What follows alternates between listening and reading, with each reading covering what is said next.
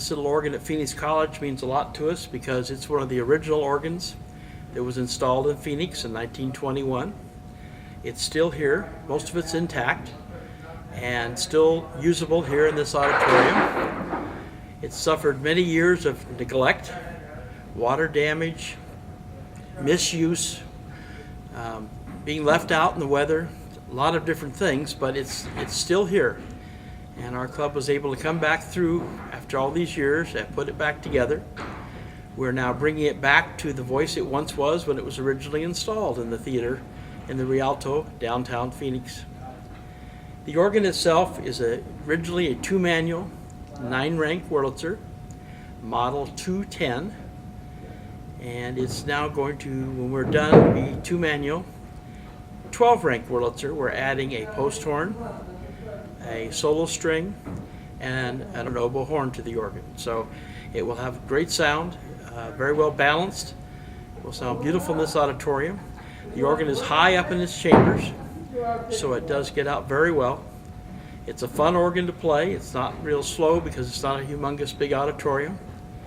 And it's fun to realize that we brought this piece of Phoenix history back to life. So it's quite a worthwhile project for the club.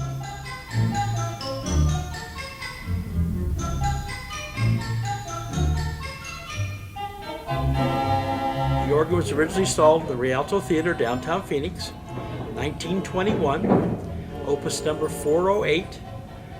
It was installed by Wurlitzer originally, so it was all in its original pristine form and was used there for several years. The event of talkie pictures, of course, took the organ out of the picture, no longer needed an instrument or a musician to perform for the silent films because the films talk for themselves. The theater owner at the time knew the organ was valuable, so he took the organ out and had it stored in his little theater in downtown Glendale called the Glen Theater. And the organ resided on that stage for almost 20 years through 2 fires in the theater, leaky roofs, windstorms, and everything else you can imagine. So it was in pretty rough shape when it arrived here at Phoenix College. Al Davis had a dream as the music teacher here to put this Wurlitzer back together and have an actual theater organ in this auditorium for people to hear. So he worked very hard with his volunteer students for many years to put the organ back together. The story goes at that time, if you wanted extra credit in the music department, you'd come down and spend an hour or 2 re-leathering pneumatics for the organ so it could be rebuilt. So it has quite a long history. This is our second work on the organ. Our original work when we brought it back in the mid to late 70s, early 80s. We restored the organ, took over where the students finished, and got everything up and playing at that point. We're glad to be back here. It's been sitting dormant since around 1982 to 83 when we left, until we've taken this project on the last year and a half or so. So we're looking forward to bringing it back to concert status this time and not stopping till we've completed the project. When we started the project, there was a pile of parts and pieces in the basement, piles of parts and pieces up in the chambers on each side. It was wired with 10 different types of wire.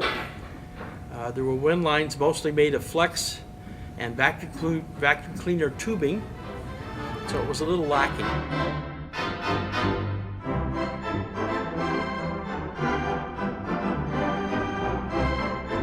They used white glue, and that's why we've got tear out that's occurred here, and we got the pneumatics off, so that needs to be repaired before we start putting the secondaries in. This is what a secondary looks like after it's been stripped.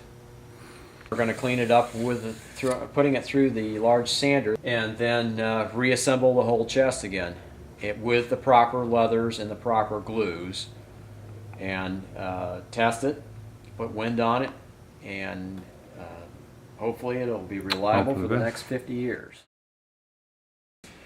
These are the bottom boards off the 6-rank main chest. They've all been gone through. Magnets have been thoroughly cleaned, replaced where necessary. We've also done the necessary repairs to the valve guides where there was damages. We added new pieces back in. On the back side, we've re-leathered all the primaries.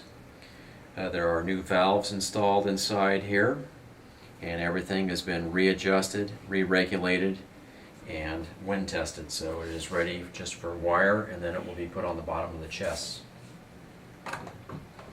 Hopefully it will be years of trouble-free service. This chest we've got going here, this is a 3-rank chest that is going to go into the solo chamber. It'll have the solitional, orchestral, oboe, and post horn on it. This chest had a lot of water damage originally. We have the casing to get refinished now. The bottom boards were completely stripped down to bare wood, and we started over. This is a complete ground up restoration on here. We replaced the valve guide strips that were damaged and broken.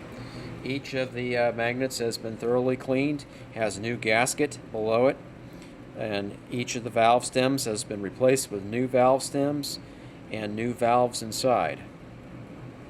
There are 3 in the solo chamber now, and when complete will be 6 ranks, so we'll give the needed colors to the organ that the organ is severely lacking at the moment. This is what a toe board looks like here before the valves get installed. We've gone through and we have refinished the bottom of the board, re-leveled it, and then shot it with a coat of clear lacquer so that it is sealed. All the pins are new in here. This gets the pallet valves next, and then once that's done, it'll be ready to be mounted onto the chest once the shell is finished. Here is all the new pallet valves,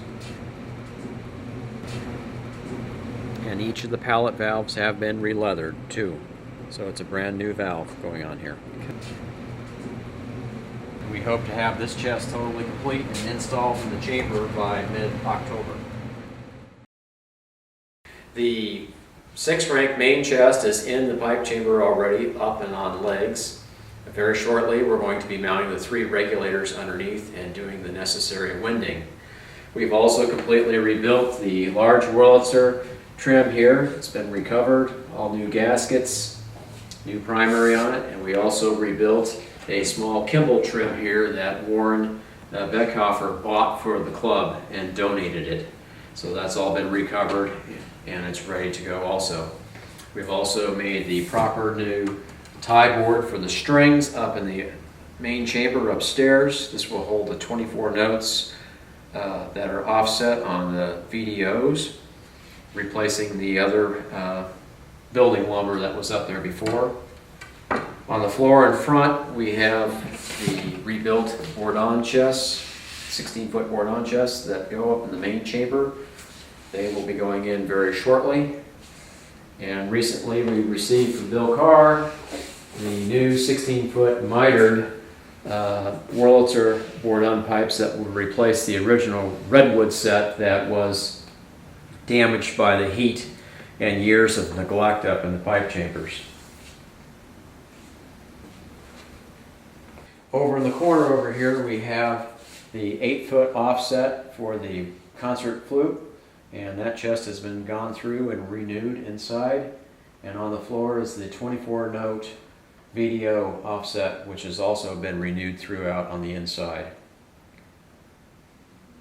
And we have re-leathered and put all new leather on the exterior as well as the corners. And we've also re-leathered the interior of the regulators too. Rebuilt the valve plates and all the other assemblies on top of the regulators. So they're ready for installation, and these will be going in the next week to 10 days. This is the Wurlitzer open diapason out of the 8-foot octave here. We've gone back through, there were a number of pipes that had problems. A couple of them, the ears had been broken off. A number of them had split seams in the back. This is one of the seams here we repaired that was split from here on down. We've gone back in and resoldered the seam here correctly so it matches the original. The other thing we did is the original tuning scrolls were ripped down beyond repair and they would not keep the pipe in tune. So we've soldered up the tuning scrolls to the appropriate height, and we have new tuning collars made here that will go on, and you'll use the tuning collars to actually tune the pipe. It's been through the pipe cleaning routine, and this particular one is ready to go back in the organ. The original console actually was badly water damaged in the Glen Theater, to the point that when we started originally, the console was not together. It was more or less a pile of firewood. Bill Brown located another console at a theater in Los Angeles, and that's the console we have here now.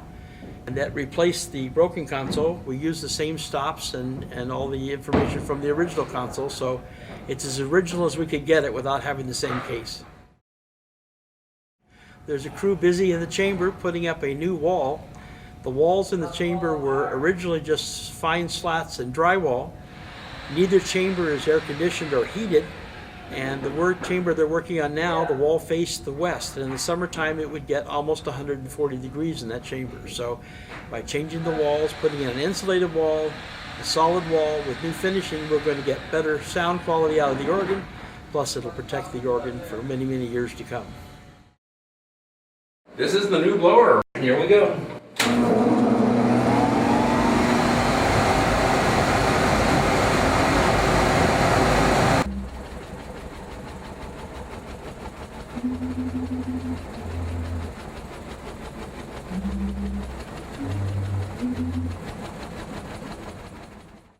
First time I had been up in here since the mid-70s. When these contraptions take on a soul and start sounding more human, and sing and touch your soul, then we're starting to get there. It has all the promise of being a very good instrument, very pretty. And you got people around that can play it pretty. Ron Roach can play it pretty.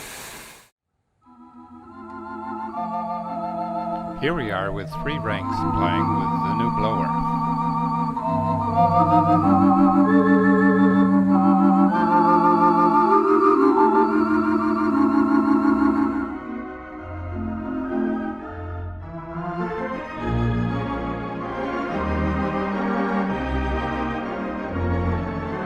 The benefit to Phoenix College is we'll be allowed to have practice time. Our members will be able to come in and play the organ by scheduling practice time, which will be great. We haven't had an organ in the area up to now where the general membership could come in and practice whenever they wanted to when time was available. So that will be really exciting that we can start, everybody will get a chance to sit down and feel a Wurlitzer firsthand and get well acquainted with the instrument. So we're looking forward to that because we have lots of young musicians coming along, as well as some old seasoned ones that hadn't had a chance to really play one before. So.